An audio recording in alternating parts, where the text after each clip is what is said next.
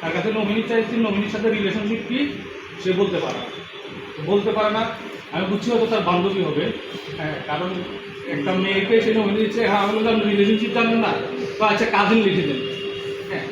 তো তখন আমি এটা নিই নাই আর কি।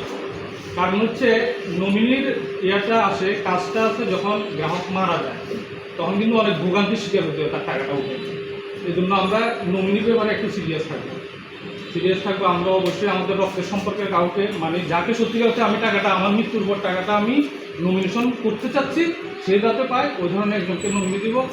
এবং কি ব্যাংকে যখন কাগজপত্র দেওয়া হয়, ব্যাংকাররা যখন কাগজপত্র চায়, এটাকে ঝামেলা না মনে করে প্রোভাইড করাই ভালো। কারণ ব্যাংক সবসময় টাকার নিরাপত্তার জন্য কিন্তু কাগজপত্র, মানে আপনার টাকাটা যাতে রিয়েল বেনিফিশিয়াল ওনার যিনি টাকা, উনি যাতে টাকাটা পায়, এই জন্য কিন্তু ডকুমেন্টগুলো চাওয়া হয়।